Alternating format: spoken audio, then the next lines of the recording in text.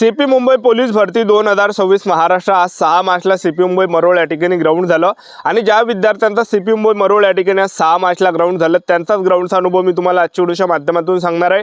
आज काही विद्यार्थ्यांनी त्या ठिकाणी चुका केल्या तर त्यांना डायरेक्ट घरी पाठवण्यात आलं। तर आपल्याला कोणकोणत्या चुकांनी करायच्या, कोणकोणत्या गोष्टीचं लक्ष ठेवायचं आहे, कोणकोणत्या चुका करापासून आपल्याला वाचायचं आहे, त्याचबरोबर ग्राउंडच्या अंदरची प्रक्रिया कशा प्रकारे आहे, त्याचबरोबर जे काही सकाळी 5 वाजताची बॅच आहे, 6 वाजताची बॅच आहे, 8 वाजताची बॅच आहे, 10 वाजताची बॅच आहे, 12 वाजताची बॅच आहे, 2 वाजताची बॅच आहे, आपल्याला किती वाजता रांगेमध्ये लागावं लागणार आहे आणि किती वाजता आपल्या त्या ठिकाणी 100 मीटर 1600 मीटर रनिंग इव्हेंट त्या ठिकाणी चालू होणार आहे आणि ग्राउंडच्या बाहेर आपण किती वाजेपर्यंत होणार आहे आणि ग्राउंडच्या अंदर कोणकोणते डॉक्युमेंट या ठिकाणी लागत आहे, ग्राउंडच्या अंदरची संपूर्ण प्रक्रिया मी तुम्हाला आजच्या व्हिडिओच्या माध्यमातून सांगणार आहे आणि कोणकोणत्या गोष्टी लक्ष ठेवायची आहे, कोणकोणत्या चुकाने करायचे सर्व माहिती सांगणार आहे आणि गावापासून आपल्याला सेंटरपर्यंत जायचं कसं संपूर्ण माहिती सांगणार आहे। राहण्याची, जेवणाची फ्रीमध्ये व्यवस्था कशा प्रकारे सर्व बोलणार आहे। आजचा व्हिडिओ खूप महत्त्वाचा होणार आहे, व्हिडिओ शेवटपर्यंत बघा आणि व्हिडिओला आताच लाईक करा। नमस्कार विद्यार्थी मित्रांनो, माझी नोकरी कॉर्नर यूट्यूब चॅनलवर मी गोपाल अनखळे तुमचं सर्वांचं सहर्ष स्वागत करतो। तर मित्रांनो, व्हिडिओचा थंबनेल बघून तुमच्या लक्षात आलं असेल की आपला व्हिडिओ कोणत्या टॉपिकवर होणार आहे। व्हिडिओ सुरू करण्याच्या आधी आपल्या यूट्यूब चॅनलला सबस्क्राइब करा जेणेकरून प्रत्येक भरतीचे अपडेट तुमच्यापर्यंत सर्वात आधी पोहोचेल। जास्त करून सीपी मुंबई मरोळ या भरतीच्या रिलेटेड जास्त व्हिडिओ आपल्या चॅनलवर अपलोड करत असतो आणि 10वी 12वी पास भरतीच्या रिलेटेड जास्त व्हिडिओ आपल्या चॅनलवर अपलोड करत असतो।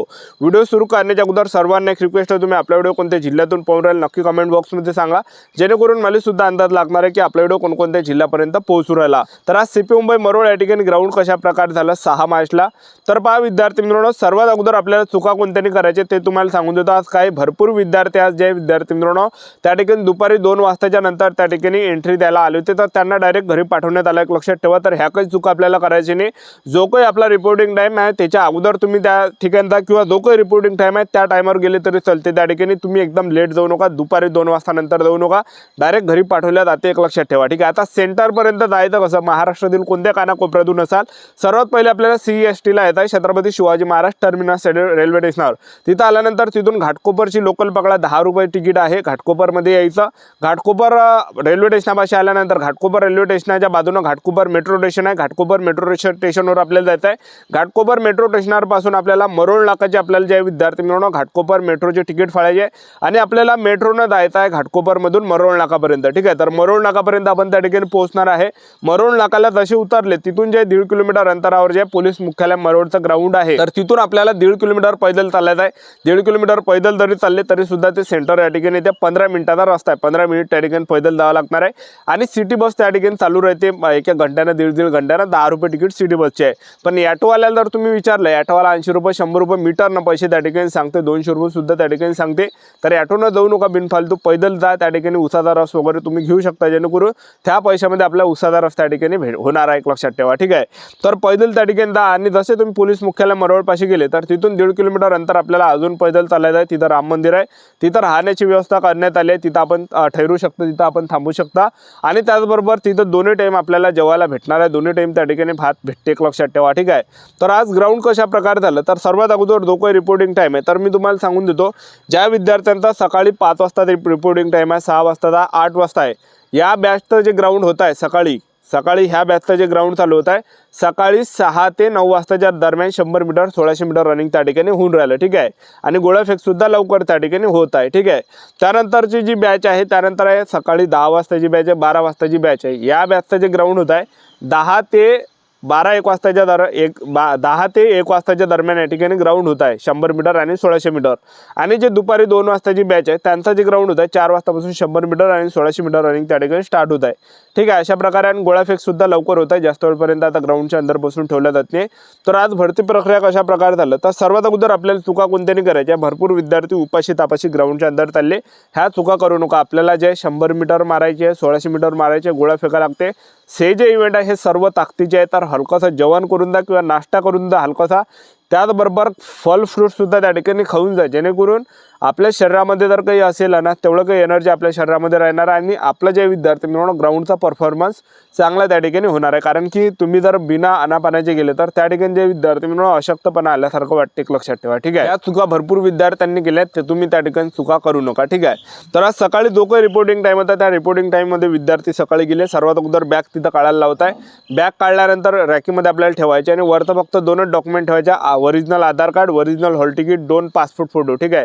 हे ठेवल्यानंतर आपल्याला जे विद्यार्थी मित्रांनो आणखी समोर त्या ठिकाणी नेता आपला जो डिटेल इंचार्ज आहे तो आपल्याला नेत आहे का रांगेनं 50च्या त्या मंडपामध्ये बसवल्या जातात. त्या मंडपामध्ये बसवल्यानंतर आणखीन आपला जो डिटेल इंचार्ज आहे तर तो आपल्याला जे टेबल नंबरपाशी नेते. तिथं टेबल नंबरच्या रांगा दिलेल्या आहे. जो ज्या टेबल नंबरमध्ये आपला रोल नंबर येते तर त्या रांगेमध्ये आपल्याला लागायचं आहे. आणि त्या रांगेमध्ये लागल्यानंतर आपलं त्यांना आधार कार्ड दाखवावं लागते टेबल नंबरवर. त्याचबरोबर आपला पासपोर्ट फोटो त्या ठिकाणी चिपकावं लागते आणि आपलं सिग्नेचर त्या ठिकाणी घ्यावं लागते. आणि हे काही झाल्यानंतर एक प्रतिज्ञापत्र मुलांपासून लिहून घेतलं जातं ज्यावर आपलं पूर्ण नाव लिहायचं आहे, ॲप्लिकेशन नंबर लिहायचा आहे, त्याचबरोबर आपली तारीख लिहायची आहे, त्याचबरोबर आपली सिग्नेचर करायची आहे. आणि हे काही फॉर्म सबमिट केल्यानंतर त्यांना आपल्याला उंचीपाशी नेलं जात आहे. तर उंची त्या ठिकाणी घेतल्या जात आहे विद्यार्थी मित्रांनो. उंची त्या ठिकाणी डिजिटल मशीनमध्ये घेतला जात आहे. एक लक्षात ठेवा, उंची, छाती आणि वजन हे सर्व आपल्याला त्या मशीनमध्ये दाखवलं जातं. आपलं उंची किती, छाती किती, वजन किती हे सर्व. आणि हे काही दाखवल्यानंतर आणखीन आपल्याला समोर त्या ठिकाणी पाठवते. त्या ठिकाणी मंडप आहे आणि तिथं आपल्याला चेस्ट नंबर दिला जात आहे. चेस्ट नंबर आपल्याला इथं लावायचा आहे. बरोबर चेस्ट नंबर लावल्यानंतर दोन्ही पायाला चिपा देते. दोन्ही पायाची चिपा आपल्यालाच लावायची आहे आणि पक्काट लावा जेणेकरून ते धावताना पडल्या नाही पाहिजे, ठीक आहे.